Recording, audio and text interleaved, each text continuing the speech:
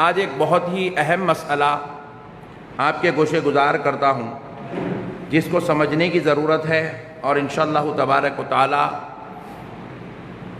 جس کے سمجھنے سے ہمارے عقیدوں میں مضبوطی پیدا ہوگی، اہل بیت اطہار سے عقیدت و محبت میں اضافہ ہوگا، بد عقیدوں، بے دینوں اور بد مذہب لوگوں کی جانب سے، یعنی کہ جو لوگ اہل بیت اطہار کے تعلق سے عقیدت نہیں رکھتے، بد عقیدگی رکھتے ہیں، اہل بیت اطہار کے تعلق سے زبان درازی کرنا، جنہوں نے اپنی عادت اور وتیرہ بنا لیا ہے، اہل بیت اطہار کے تعلق سے بدگمانی کرنا جن کا مخدر بن گیا ہے، اہل بیت کی عظمتوں پر زبان درازی کرنا، انگلیاں اٹھانا جن کا دین بن گیا ہے، ایسے بدبخت لوگ سوال کرتے ہیں کہ جب حضرت امام حسین رضی اللہ تعالی عنہ پر اور کربلا والوں پر جب تلواریں چل رہی تھی، جب پانی روکا گیا تھا، جب ان پر اگر ظلم ہو رہا تھا، اگر وہ حق پر تھے، تو پھر وہ کوئی ایسی کرامت دکھا دیتے جس سے یزید تباہ و تاراج ہو جاتا اور 22,000 کا یزیدی لشکر نیست و نابود ہو جاتا۔ تو پھر امام حسین جب حق پر تھے تو انہوں نے ایسی کرامت کیوں نہیں دکھائی؟ یہ سوال پیدا ہوتا ہے، اور واقع طور پہ ہماری بھی عقلوں میں، کیونکہ جب یہ لوگ اتنے شریرانہ مزاج کے ساتھ ایسے سوال کرتے ہیں تو ہمارا بھولا بھالا مسلمان بھی یہ سوچنے پر مجبور ہوتا ہے، واقع میں بھائی اللہ کے جب یہ ولی ہیں، رسول اللہ صلی اللہ علیہ وسلم کے نواسہ خاص ہیں، مقرب خدا ہیں، محبوب خدا ہیں، تو پھر ان کے پاس جب کرامات تھی تو پھر یہ کسی کرامت کے ذریعے سے انہوں نے یزید کا مقابلہ کیوں نہیں کیا؟ کوئی ایسی کرامت دکھا دیتے، یزید پاش ہو جاتا، نیست و نابود ہو جاتا، ہلاک ہو جاتا، برباد ہو جاتا، یا کوئی ایسا وظیفہ پڑھ دیتے جس کی وجہ سے یزیدی لشکر تباہ و تاراج ہو جاتا۔ تو ہمارے بھی بھولے بھالے مسلمان بھائی ان باتوں کو سنتے ہیں اور ان باتوں پر بغیر کوئی غور کیے کہ دشمن کے مکر و فریب اور اس کی چال میں پھنس جاتے ہیں۔ اب آئیے میں آپ کو سمجھاتا ہوں واقعہ کربلا میں امام حسین کی کرامت کیا ہے اور امام حسین نے یزید کو پاش کیوں نہیں کیا۔ غور کیجئے گا۔ پہلی بات یہ اچھی طرح یاد رکھ لیں، کرامت صرف اس چیز کا نام نہیں ہے کہ ابر نظر نہ آئے اور پانی بلا لیا جائے، صرف اس کو کرامت نہیں کہتے۔ یاد رکھیے گا، صرف اس کو کرامت نہیں کہتے ہیں۔ جہاں پر دور دور تک پانی نظر نہ آ رہا ہو، پیر سے ٹھوکر مارے اور زمین سے پانی نکال دے، صرف اسی کو کرامت نہیں کہتے ہیں۔ اگرچہ کہ کرامت ہے، مگر صرف یہی کرامت ہے، اس کے علاوہ کوئی اور کرامت نہیں ہے، یہ بات غلط ہے، یہ جہالت ہے اگر کوئی ایسا سمجھتا ہے۔ آپ ذرا غور کیجئے گا، دور دور تک دشمن نظر آ رہا ہے، کوئی ایسا وظیفہ پڑھ دے کہ گرد و غبار اڑے اور دشمن کی آنکھوں میں جا کر پڑ جائے، دشمن ہلاک و برباد نیست و نابود ہو جائے، صرف اسی کا نام کرامت نہیں ہے۔ بہت بڑی بات سمجھا رہا ہوں، غور سے سنیے گا۔ صرف اسی کا نام کرامت نہیں ہے کہ آپ کا دشمن آپ کو زیر کرنا چاہتا ہے، آپ کا دشمن آپ سے مقابلہ کرنا چاہتا ہے اور آپ جو ہے اپنے دشمن کو زیر کر دے اور وہاں سے آپ سلامتی کے ساتھ نکل کر گزر جائیں، صرف اسی کا نام کرامت نہیں ہے۔ خدائے رب ذوالجلال کی قسم، میدان کربلا میں امام حسین جو کھڑے ہوئے تھے، آپ کی آنکھوں کے سامنے ایک ایک کر کے 72 لاشیں لائے گئے۔ معصوم علی اصغر کا جنازہ آیا، حضرت سیدنا علی اکبر کا جنازہ آیا، مظلومین خواتین کو آپ دیکھتے رہے۔ ذرا یاد کریے گا کہ امام حسین پر یہ وقت گزر رہا ہے، امام حسین پر یہ تکلیف گزر رہی ہے، مگر امام حسین کی زبان پر نہ شکوہ آ رہا ہے، نہ شکایت آ رہی ہے، نہ صبر ٹوٹ رہا ہے، نہ ماتھے پر جو ہے کوئی لکیر آ رہی ہے، نہ امام حسین کے زبان پر کسی قسم کا شکوہ ہے۔ تو ذرا غور کیجئے گا، ہم نے پوچھا اے حسین آپ کرامت دکھا سکتے ہیں لیکن آپ یہاں پر صبر کرتے نظر آ رہے ہیں، شاکر نظر آ رہے ہیں، مظلوم نظر آ رہے ہیں، صابر نظر آ رہے ہیں، بات کیا ہے؟ امام حسین نے جواب دیا دشمن کو زیر کرنا صرف یہی کرامت نہیں ہے، خدا کی رضا کے لیے سب کچھ برداشت کرنا یہ بھی سب سے بڑی کرامت ہے، یہ بھی سب سے بڑی کرامت ہے۔ وہ جب کرامت ہوتی ہے تو اس میں بھی مقصد رضا الہی ہوتا ہے، اور یہاں حسین صبر کر رہا ہے، علی اصغر کے لاشے پر صبر ہو رہا ہے، یہ کرامت حسین ہے، علی اکبر کے لاشے پر صبر ہو رہا ہے، یہ کرامت حسین ہے، زین العابدین کو تکلیف میں بیماری میں دیکھ کر حسین خاموش بیٹھے ہیں، یہ بھی کرامت ہے۔ بھائی عباس علمبردار کے بازو کٹ گئے، حسین نے اف تک نہیں کیا، کہا مولا تیرا حسین تیری رضا کے لیے خاموش بیٹھا ہوا ہے، صبر کر رہا ہے، کیونکہ مولا آج حسین کوئی اور کرامت نہیں دکھائے گا، آج وہ کرامت دکھائے گا، حسین صبر کرتا جائے گا، اسلام زندہ ہوتا چلا جائے گا، حسین شکر کرتا جائے گا، ظالم تباہ ہوتا چلا جائے گا، حسین تیری رضا کے لیے مولا آج صبر کرتا جائے گا اور تیرے دین کو زندگی نصیب ہوتی چلی جائے گی۔ صرف وہاں سے بچ کے نکلنا کرامت نہیں تھی، صبر کر کے قیامت تک کے لیے اسلام کو بچا لینا یہ سب سے بڑی کرامت تھی۔ امام حسین کرامت ہی تو تھی کہ امام حسین صبر و شکر کا مرکز بنے رہے، صبر و شکر کا پیکر بنے رہے، ورنہ آپ بتائیے آپ یہاں اتنے لوگ بیٹھے ہیں، سینکڑوں کی تعداد میں بیٹھے ہیں، آپ باہر نکل جائیں، مسجد کے باہر نکل جائیں، 2 گھنٹے آپ اللہ کے گھر میں بیٹھے رہے، آپ نے دین کی بات بھی سنی، قرآن کی تعلیمات بھی سنی، احادیث مبارکہ بھی سنی، اسلام کا طرز عمل بھی سنا، اخلاق کی بات بھی سنی، تہذیب کی بات بھی سنی، تمدن بھی سنا، کردار مصطفیٰ بھی سنا، اتنا سب کچھ سننے کے بعد 2 گھنٹے آپ اللہ کی عبادت میں مشغول رہ کر جب مسجد کے باہر نکلے، ایک شخص آیا بڑے ہی پیارے اور میٹھے انداز میں آپ کو ایک گالی دے دیا، ایک گالی دیا، 2 گھنٹے کا آپ کے دل پر قلب پر روحانی اثر ہے، آپ 5 منٹ برداشت کرتے رہے، پھر اس نے گالی دی آپ اور برداشت کرے، پھر اس نے گالی دی آپ اور برداشت کرے، اب اس کے بعد بولے اب گالی دیں گا مار کے منہ پھوڑ دیتا ہوں۔ بھائی برداشت کی بھی ایک حد ہوتی ہے، صبر کی بھی ایک حد ہوتی ہے، میرے بھائی آپ یہاں صبر نہیں کر سک رہے ہیں، کیوں؟ صرف گالی پر صبر نہیں کر سک رہے ہیں، اس لیے نہیں کر سک رہے ہیں کیونکہ آپ کے برداشت کا مادہ ختم ہو گیا، مگر امام حسین کے برداشت کا مادہ کیا تھا ہوگا؟ اللہ اللہ، میرے پیارے امام حسین کے 6 مہینے کے بیٹے کا لاش آ رہا ہے، مگر دیکھنے والے امام حسین کو دیکھ رہے ہیں، شاید حسین کا صبر اب ختم ہو جائے گا، حسین کا شکرانہ اب ختم ہو جائے گا۔ جیسے ہی ننھے علی اصغر کا لاشا دیکھا، حسین نے اپنے رب کے دربار میں کہا اے اللہ، اگر ایک علی اصغر کے دینے سے تو خوش ہوتا ہے تو تیری رضا کے لیے ایسے 1000 علی اصغر حسین تیری راہ میں پیش کرنے کو تیار ہے۔ اللہ اکبر، اللہ اکبر۔ آپ اندازہ کیجئے کیا محبت تھی، کیا صبر تھا، یہ اللہ سے تعلق تھا، تعلق تھا۔ میرے بھائی دین تو ہم کو بھی معلوم ہے، صبر کرنے کی فضیلت ہم کو بھی معلوم ہے، مگر اس کے باوجود بھی ہم لڑکھڑا جاتے ہیں، اس کے باوجود بھی ہم بکھر جاتے ہیں، اس کے باوجود بھی ہمارے احساس برداشت ختم ہو جاتا ہے، لیکن وہ حسین ہے، حسین۔ اللہ اللہ، صبر لڑکھڑا نہیں رہا ہے، اس سے بڑی کرامت اور کیا چاہیے؟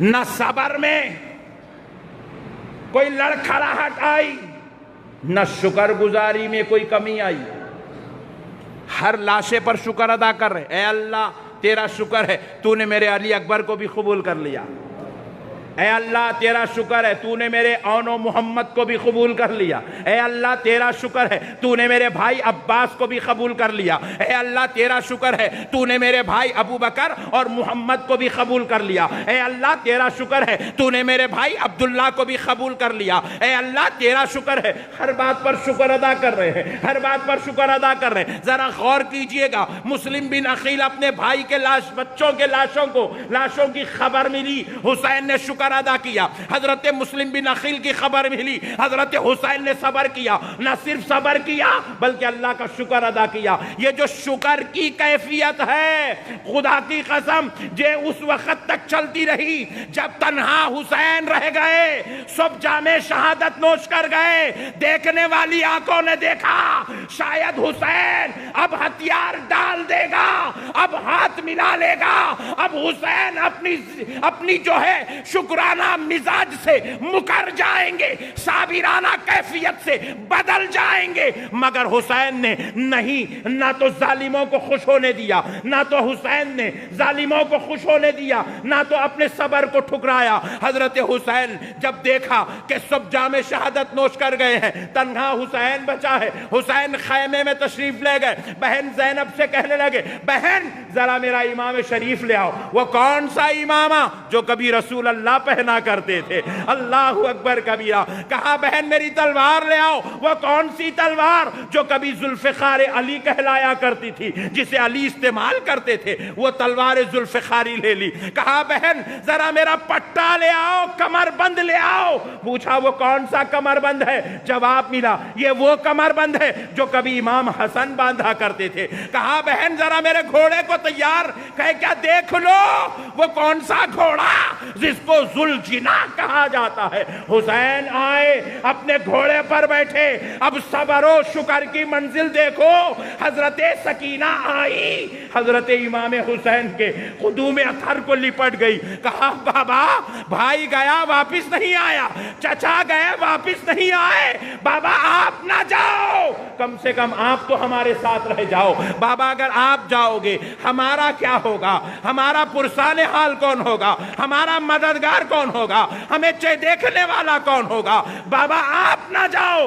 امام حسین نے کہا بیٹی سکینہ آپ صبر کرو۔ اللہ اکبر، حسین بتا رہا ہے یہ حسین کی کرامت ہے۔ حسین خود صبر نہیں کر رہا ہے بلکہ اپنے ساتھ اپنی بیٹی کو بھی صبر کی تعلیم دے رہے ہیں، اپنی لخت جگر کو صبر کی تعلیم دے رہے ہیں۔ امام حسین نے کہا بیٹی صبر کرو۔ اپنی بہن زینب کو آواز دیا، بہن زینب سکینہ کو ہٹاؤ، سکینہ کو اپنے گود میں لو، سکینہ کو دور کرو۔ اللہ اکبر کبیرہ۔ حضرت سکینہ جب آخری بار امام حسین کے سینے اقدس سے لگی، امام حسین نے اپنی لخت جگر نور نظر اپنے اس جگر کے ٹکڑے کو جب ماتھا چوما، کہا اے اللہ تیرا شکر ہے کہ تو نے اپنی راہ میں اپنے دین کے لیے، حق کے لیے تو نے حسین کو بھی جہاد کا موقع عنایت فرمایا ہے، حسین کو بھی تو نے میدان میں آنے کا شرف نصیب فرمایا۔ امام حسین ایسے وقت بھی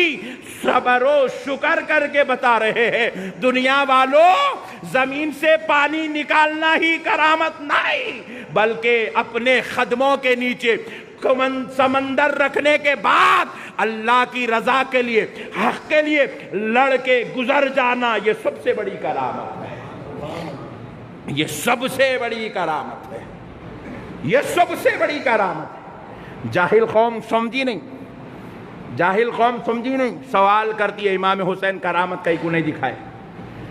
ارے نادان، امام حسین تو نام ہی کرامت کا ہے۔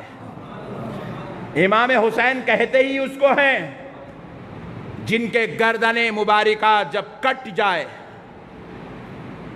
ملعون شمر جن کی گردن مبارکہ کو تن سے جدا کر دیا، جب وہ ملعونین کا قافلہ اپنی تلواروں پر خاندان نبوت کے مقدس شہزادوں کے سروں کو رکھے جا رہے تھے، سرکار امام حسین کا سر اقدس ابن زیاد ملعون کی تلوار پر لٹکا ہوا ہے، سر مبارک تلوار پر ہے، قافلہ گزر رہا ہے، ایک قرآن کا پڑھنے والا اپنے گھر میں بیٹھ کر قرآن کی آیت تلاوت کر رہا ہے اور اس وقت قرآن کی آیت غلط تلاوت کر رہا تھا، سر حسین تلوار سے پلٹا، اس قاری سے مخاطب ہو کر کہنے لگا، اے پڑھنے والے، تو میرے نانا کے اوپر نازل ہونے والے قرآن کی تلاوت غلط کر رہا ہے، یہ آیت یوں نہیں ہے، یوں ہے،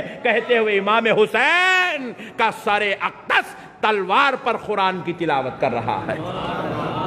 امام حسین کہتے ہیں کرامت جب میں بغیر جسم کے صرف سر کے ساتھ دکھا سکتا ہوں، جب پورے جسم کے ساتھ سلامت تھا تو کرامت دکھانا میرے لیے کیا تعجب کی بات ہے۔ کہا میں جو صابر بن کر کھڑا رہا، صبر کا مرکز و پیکر رہا، شکر کا میں جو مصمم ارادہ کیا ہوا تھا، وہی میری سب سے بڑی کرامت تھی۔ اصل کرامت تو یہ ہے میرے بھائی، جاہلوں کو معلوم نہیں کرامت ہولے لوگوں کو ہولا بناتے، بھولے بھالے لوگوں کے ساتھ شرارتیں کرتے، لوگوں کی عقیدوں کے ساتھ بگاڑ پیدا کرتے، دین کے ساتھ خلط ملط کر کے لوگوں کے عقیدوں کو برباد کرنے کی کوشش کرتے۔ لہذا اے مسلمان بھائیوں، اللہ اور اس کے رسول کا واسطہ، دین کی بات آئے جاہلوں سے کبھی نہ سننا، سنیں گے؟ جاہلوں سے کبھی نہ سننا۔ ہر داڑھی چھوڑنے والا عالم نہیں ہوتا، ہر ٹوپی پہننے والا عالم دین نہیں ہوتا، ہر کرتا پیجامہ پہننے والا عالم نہیں ہوتا۔ جو تمہیں بلا کر دین کی بات سنائے، پہلے اس کا شجرہ کھنگال لو، یہ جاہل ہے یا عالم ہے، یہ علم والا ہے یا جہل والا ہے۔ جب آپ کو پتا چلے یہ جاہل ہے، ٹھوکر مار کے ہکال دو۔ جاہلوں سے دین کی بات مت سنو، کسی ایڈوکیٹ سے دین کی بات مت سنو، کسی انجینئر سے دین کی بات مت سنو، کسی ڈاکٹر سے دین کی بات مت سنو۔ ڈاکٹر سے سننا ہو تو بیماری سے متعلق مسئلے پوچھو۔ اگر کسی ڈاکٹر سے آپ کو کچھ سننا، اگر کسی وکیل سے آپ کو کچھ سننا ہے، عدالت سے متعلق مسئلے پوچھو۔ اگر کسی آپ کو انجینئر سے کچھ پوچھنا ہے، تعمیرات کے تعلق سے اس سے سوال کرو، مگر پیارے بزرگوں اور دوستو، دین کا سوال ان سے مت کرو، کیونکہ یہ اپنے فن میں ماہر ہو سکتے ہیں، اپنے فن میں قابل ہو سکتے ہیں، مگر دین کے معاملے میں یہ جاہل ہیں، انہیں دین کا مسئلہ نہیں معلوم ہے۔ اس لیے افسوس کی بات ہے، آج لوگوں کو سستی شہرت کا بخار چڑھ گیا۔ سستی شہرت کے لیے ہر ایڈوکیٹ ویڈیوز بنانے لگا ہے، گفتگو دین کی کر رہا ہے۔ ہر ڈاکٹر ویڈیو بنانے لگا ہے، گفتگو دین کی کر رہا ہے۔ ہر انجینئر ویڈیو بنانے لگا ہے، گفتگو دین کی کر رہا ہے، جبکہ وہ نالائق دین سے کروڑوں میل دور تک بھی واقف نہیں ہے، وہ مسائل سے واقف نہیں، قرآن و حدیث سے واقف نہیں۔ اسی لیے یہ اہل بیت پر یلغار کرتے ہیں، یہ دشمنان اہل بیت میں سے ہے، یہ نبی کی عظمتوں پر انگلیاں اٹھاتے ہیں، اولیاء اللہ پر یہ جو ہے انگشت نمائی کرتے ہیں۔ خدا را میرے بھائیوں، ان کے شر سے بچو، ان کے فتنوں سے بچو، ان کی شرارت سے بچو، ان کی ضلالت سے بچو، اور دین کی بات سننا ہے، علماء حق سے دین کی بات سنو، علماء حق سے دین کی بات سنو تو دین نصیب ہوگا۔ اسی لیے میرے پیارے بزرگوں اور دوستوں، قربان جائیں، ایک بار درود پاک پڑھ لیں۔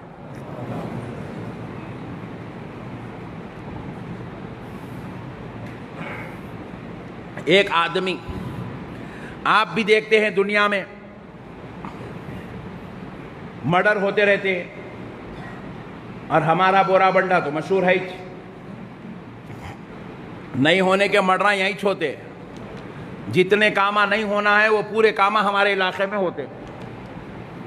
پیارے بزرگ اور دوست، آپ نے محسوس کیا ہوگا، ایک آدمی کو مرڈر کرنے کے لیے آپ ذرا غور کیجئے گا، کتنے مار مارے تو آدمی مرتا؟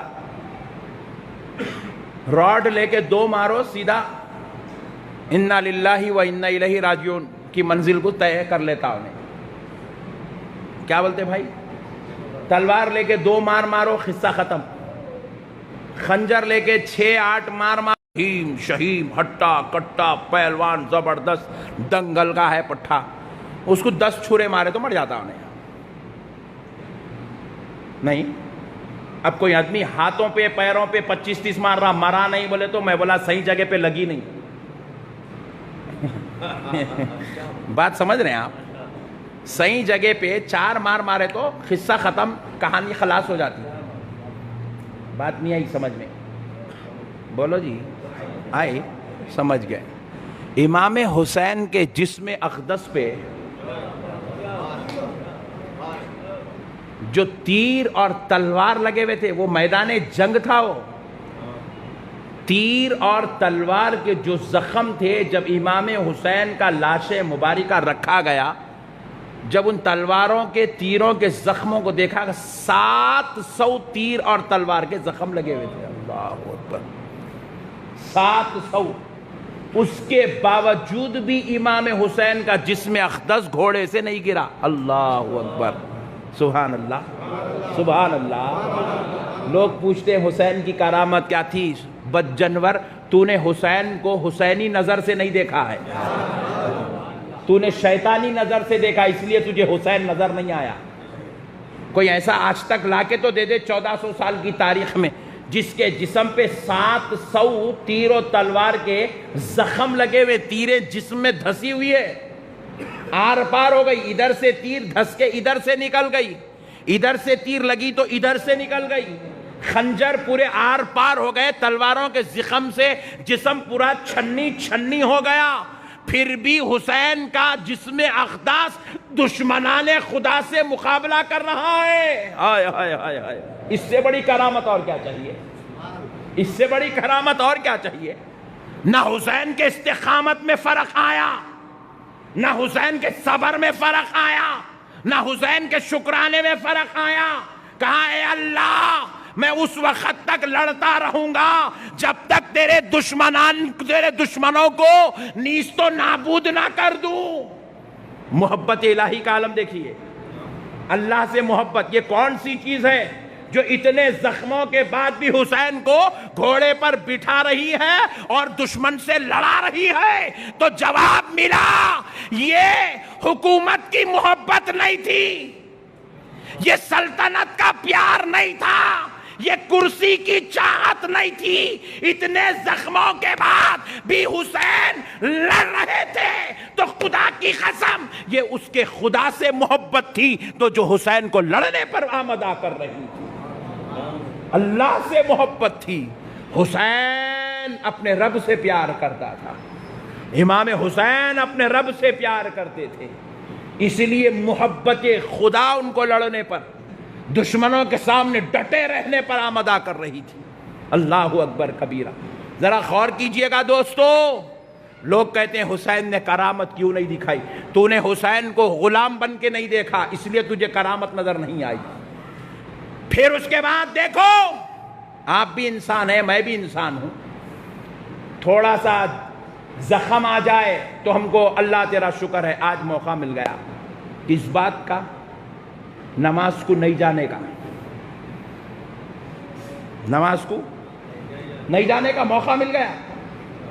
تھوڑی سی بیماری آئی، بخار آ گیا، کمزوری آ گئی، 4 دن سے مسجد میں غائب ہے، 5 وقت کا مصلی مسجد کو نہیں آیا. دیگر مصلی اس کی خیریت پوچھ رہے ہیں، بھائی کیا ہوا؟ 4 دن سے مسجد میں نظر نہیں آ رہے ہو. بولے بخار آیا، کمزوری ہو گئی، چل نہیں سک رہا ہوں. اللہ اکبر. مسجد سے دور ہو گئے، مسجد سے دور ہو گئے. یہ انسانی تقاضا ہے، یہ بشری تقاضا ہے. لیکن ذرا غور کرو، 700 جسم پر 700 زخم ہیں تلوار اور تیر کے. وقت ظہر آیا، وقت نماز آیا، حسین نے گھوڑے پر بیٹھے بیٹھے کہہ دیا اللہ اکبر. آئے آئے آئے آئے. اتنے زخموں میں بھی آپ نے نماز نہ چھوڑی. بتاؤ اس سے بڑی کرامت اور کیا چاہیے؟ آئے آئے آئے. یہ ہے امام حسین. امام حسین کو کسی نے جنگ میں تلوار چلاتے ہوئے قتل نہیں کیا. حسین جب گھوڑے پر تھے تو آپ نے تکبیر باندھی، حسین گھوڑے سے نیچے اترے، آپ کا رکوع تھا، آپ نے زمین پر سجدہ کیا. جیسے ہی حسین سجدے میں گئے تو ان بدبختوں، ظالموں، بزدلوں کو ہمت آئی کہ حسین اب سجدے میں ہیں، اب ہمیں حسین سے مقابلہ کرنے میں کوئی ٹینشن نہیں۔ امام حسین کے بالکل قریب ہوئے، آپ کے پیٹھ پر بیٹھ گئے، پیٹھ پر۔ حسین سجدے کی حالت میں ہیں، یہ پیٹھ پر بیٹھ گئے۔ امام حسین کے جسم اقدس، گردن مبارکہ پر خنجر چلانے لگے۔ حسین کا گلا گلے سے نہیں کاٹا گیا، گردن سے کاٹا گیا۔ اللہ اکبر، کیونکہ گلا گلے سے کاٹنے کی ہمت بھی کسی کے پاس نہیں تھی۔ امام حسین سجدے میں تھے، اس وقت آپ کے جسم اقدس کو تن سے جدا کیا گیا۔ ایسے وقت میں بھی، ایسے حالات میں بھی، ان سچویشنز میں بھی نماز نہ چھوڑنا، بتاؤ اس سے بڑی کرامت اور کیا چاہیے؟ دشمن سامنے ہے، جسم پر تیر لگے ہوئے ہیں، گھوڑا مکمل زخمی ہو گیا، آپ مکمل طور پر جو ہے تیروں سے چھنی ہو گئے، ایسے وقت میں بھی نماز پڑھ رہے ہیں جب تیر آپ کو جھکنے نہیں دے رہی ہے، سجدہ کرنے نہیں دے رہی ہے، جسم سے جسم ملا، تیریں اندر باہر ہو رہی ہے، اس حال میں بھی آپ نماز پڑھ رہے ہیں۔ امام حسین نے بتایا دیکھنا ہو تو دیکھ لو دنیا والو، کرامت اس کو کہتے ہیں۔ میرے پیارے بزرگوں اور دوستو، لوگ کہتے حسین نے کرامت کیوں نہیں دکھائی؟ حسین کا صبر سب سے بڑی کرامت، امام حسین کا شکر سب سے بڑی کرامت، امام حسین کا تعلق باللہ سب سے بڑی کرامت ہے، امام حسین کو اپنے رب سے جو محبت تھی وہ سب سے بڑی کرامت ہے۔ اس کو سمجھنے کی ضرورت ہے، جاہل قوم اس کو نہیں سمجھی، اس لیے بزرگوں پر اعتراض کر کے لوگوں کے عقیدوں کو، ذہنوں کو خراب کرتی ہے۔ میں آپ کو بار بار چھوٹے بچوں کی طرح سمجھا رہا ہوں، اللہ اور اس کے رسول کا واسطہ، ان کی باتوں میں آ کر اپنی آخرت کو برباد نہ کرنا، امام حسین سے غداری نہ کرنا، امام حسین کے باغی نہ بننا، امام حسین کے تعلق سے بد کلامی نہ کرنا، امام حسین کے اور اہل بیت کے تعلق سے غلط سوچ نہ رکھنا، امام حسین اور اہل بیت کے تعلق سے غلط خیال تک اپنے ذہن میں نہ آنے دینا۔ آپ پوچھیں کیوں؟ حدیث شریف ہے، نبی مکرم صلی اللہ علیہ وسلم ارشاد فرماتے ہیں، آمنہ کے لال نے ارشاد فرمایا، نبیوں کے سلطان نے ارشاد فرمایا، انا، حضور کہتے ہیں میں، انا، حضور کہتے ہیں میں، علی، فاطمہ، حسن و حسین، حضور نے کہا میں، علی، فاطمہ، حسن اور حسین، ومن احبنا، اور ہم سے محبت کرنے والے، مجتمعون یوم القیامہ، قیامت کے دن ایک جگہ جمع ہو جائیں گے۔ سبحان اللہ، زور سے بولو، زور سے بولو، قیامت کے دن ایک جگہ جمع ہو جائیں گے۔ شرط لگائی حضور، کون؟ ہم سے محبت کرنے والے، اعتراض کرنے والے نہیں، اعتراض کرنے والے۔ خانقاہ جنیدیہ کی طرف سے اس محرم شریف میں 10 محرم الحرام شریف کو 1000 لیٹر دودھ کا شربت پلایا گیا، 1000 لیٹر دودھ کا شربت۔ آپ پوچھیں حضرت کیا یہ پلانا فرض ہے، واجب ہے، سنت ہے؟ ہم نے کہا کچھ بھی نہیں ہے، نہ فرض ہے، نہ واجب ہے، نہ سنت ہے۔ ہم نہیں پلاتے تو اللہ ہم سے سوال کرنے والا نہیں تھا کہ تو نے کیوں نہیں پلایا، مگر پھر بھی ہم نے سب معلوم رکھ کے پلایا۔ آپ پوچھے مولانا پھر کیوں پلائے؟ خدا کی قسم اس لیے پلائے کیونکہ ہمیں حسین سے محبت ہے۔ ہم دنیا میں یہ بتانا چاہتے ہیں، اے اللہ ہم پانی روکنے والوں میں سے نہیں ہیں، ہم شربت پلانے والوں میں سے ہیں۔ وہ کوئی اور ہے جو پانی روکتا ہے، ہم وہ ہیں جو حسین کی محبت میں شربت پلاتے ہیں۔ پیارے بزرگ اور دوستو، حضور کہتے ہیں ومن احبنا، اور ہم سے محبت کرنے والے، ہم سے، زور سے بولو، محبت کرنے والے، مجتمعون یوم القیام، قیامت کے دن ایک جگہ جمع ہو جائیں گے۔ بزم محشر کا عالم کچھ اور ہوگا، نفسا نفسی کا عالم ہوگا، لوگ شفاعت کے لیے انبیاء کے پاس جائیں گے، حضرت آدم کہیں گے اذهبوا الی غیری، حضرت ابراہیم کہیں گے اذهبوا الی غیری، حضرت موسیٰ کہیں گے اذهبوا الی غیری، حضرت عیسیٰ کہیں گے اذهبوا الی غیری، اور آمنہ کا لال کہہ رہا ہے ہم محبت کرنے والوں کے ساتھ ایک جگہ جمع ہو جائیں گے۔ ہم محبت کرنے والوں کے ساتھ ایک جگہ جمع ہو جائیں گے، سارے لوگ میدان محشر میں پریشان حال ہوں گے۔ اللہ اکبر، نفسا نفسی کا عالم ہوگا، کوئی پسینے کے اندر، کوئی پسینے کے سمندر میں ٹخنوں تک ڈوبا ہوگا، کوئی گھٹنوں تک ڈوبا ہوگا، کوئی کمر تک ڈوبا ہوگا، کوئی گردن تک ڈوبا ہوگا۔ یہ سب اپنے اپنے عذاب و عتاب میں، اپنے اپنے مصائب و آلام میں پریشان حال ہوں گے۔ حضور کہتے ہیں وَمَنْ أَحَبَّنَا مُجْتَمِعُونَ يَوْمَ الْقِيَامَةِ، ہم سے محبت کرنے والے اور ہم ایک جگہ جمع ہو جائیں گے، وہ کوئی اور ہوگا جو پریشان ہوگا، لیکن حسین سے محبت کرنے والا، حسن سے محبت کرنے والا، مولا علی و سیدہ فاطمہ سے محبت کرنے والا، رسول اللہ سے محبت کرنے والا، رسول اللہ اور اہل بیت کے ساتھ ہوگا۔ اور جب ہوگا تو کیا کرے گا؟ سب پریشان ہوں گے۔ حضور کہہ رہے ہم سے محبت کرنے والے نَأْكُلُوا وَنَشْرَبُوا، ہم ان کو لیں گے اور ایک مقام پر کھڑے ہو کر کچھ کھانا کھا رہے ہوں گے، کچھ شربت پی رہے ہوں گے۔ اللہ اکبر، اللہ اکبر، نَأْكُلُوا وَنَشْرَبُوا۔ حضور کہتے ہیں ہم کھانا کھا رہے ہوں گے، ہم شربت پی رہے ہوں گے۔ اللہ اکبر، اللہ اکبر۔ اسی لیے ہم نے بھی سوچ لیا نبی محشر میں بھی ہم کو کھلائے پلائے بغیر چھوڑنے والے، زور سے بولے، تو ہم بھی دنیا میں نبی کے نام پر 12ویں میں کھانا کھلائیں گے، حسین کے نام پر محرم میں شربت پلائیں گے۔ ہم نے بھی ڈیسائیڈ کر لیا، ہم بھی کھلانے پلانے والے رہیں گے۔ میرے پیارے بزرگ اور دوستو، اللہ اور اس کے رسول کا واسطہ اہل بیت سے محبت کرو۔ نبی مکرم صلی اللہ علیہ وسلم نے ارشاد فرمایا الحسین منی وانا من الحسین،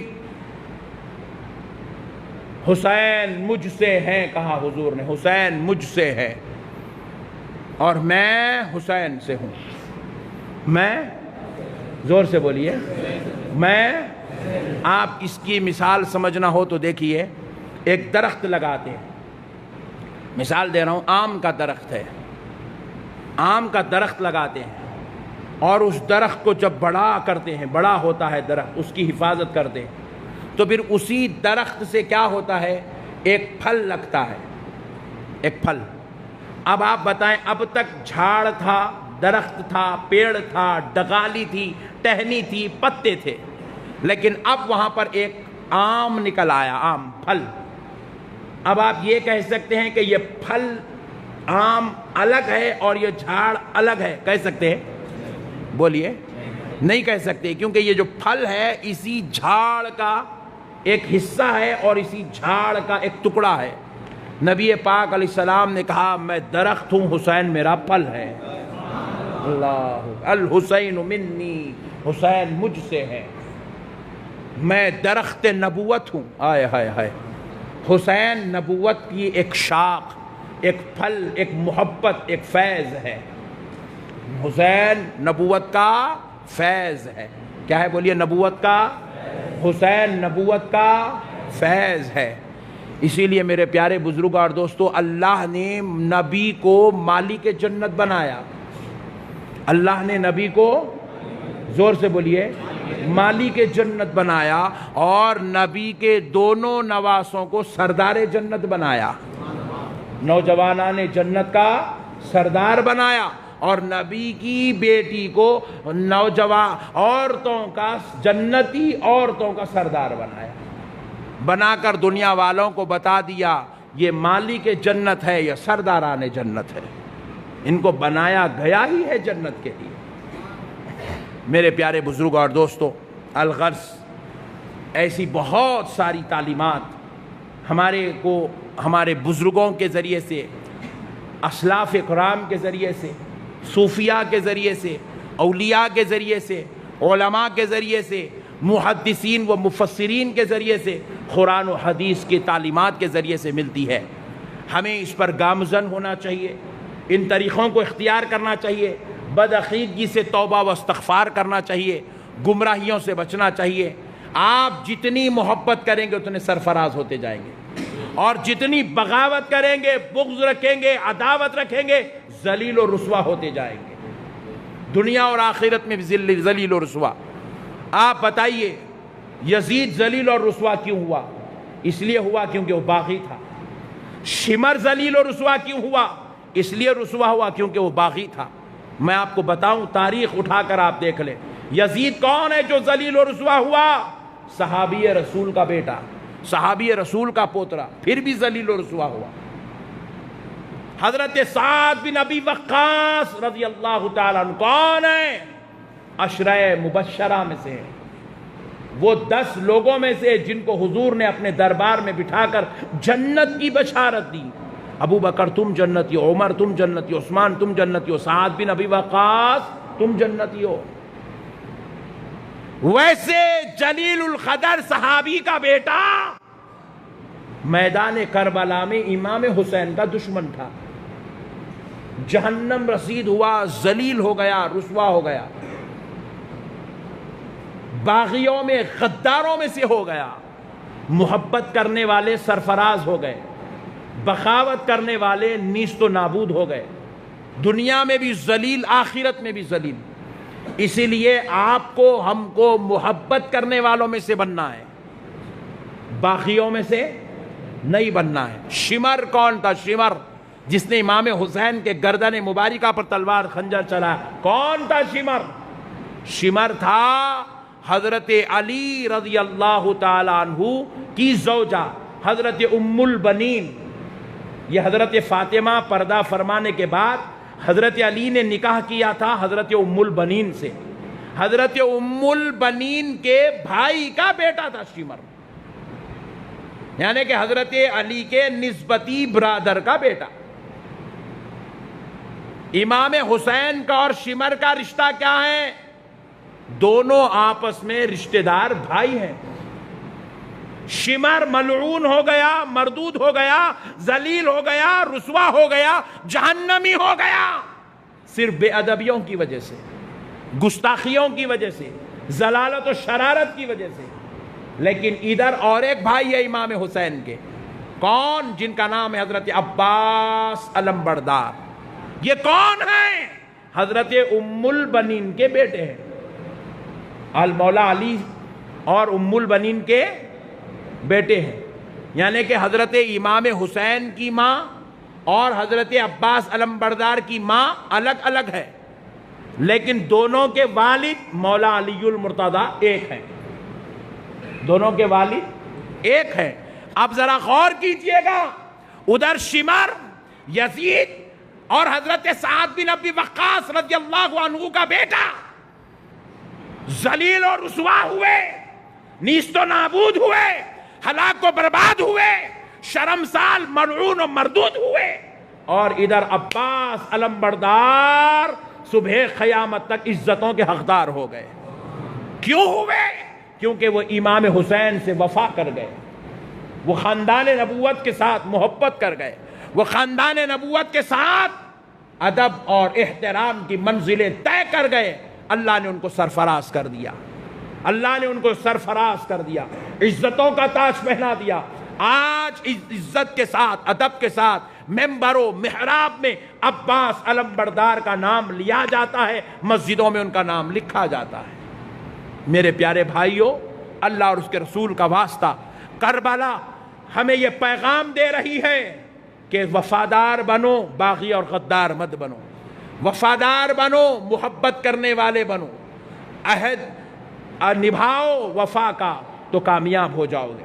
نماز پڑھو گے، روزہ رکھو گے، زکوٰۃ دو گے، حج کرو گے، اہل بیت سے غداری کرو گے، ذلیل ہو جاؤ گے، رسوا ہو جاؤ گے، شرمسار ہو جاؤ گے۔ نماز پڑھو گے، روزہ رکھو گے، زکوٰۃ دو گے، حج کرو گے، اہل بیت سے وفا کرو گے، جنت میں امام حسین کے ساتھ رہو گے، جنت میں عباس علمبردار کے ساتھ رہو گے، جنت میں رسول اللہ اور جنتی جوانوں کے سرداروں کے ساتھ رہو گے۔ اس لیے میرے بھائیوں، نماز، روزہ، زکوٰۃ، حج کے ساتھ آپ کو وفاداری کرنا ہے، آپ کو محبت کرنا ہے، اللہ اور اس کے رسول کو راضی کرنا ہے۔ امید کرتا ہوں کہ آپ ان باتوں پر توجہ فرمائیں گے اور اپنے عقیدوں کو درست کر کے اللہ اور اس کے رسول کو راضی کریں گے۔ اللہ تعالیٰ سے دعا ہے، پروردگار پیارے